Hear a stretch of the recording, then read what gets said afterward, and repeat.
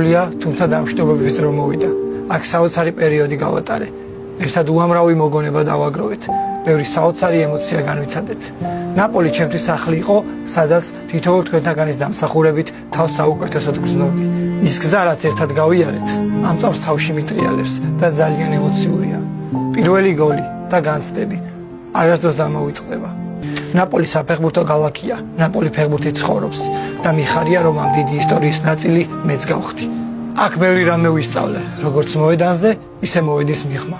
გავიზარდე როგორც ადამიანი და როგორც სპორტსმენი.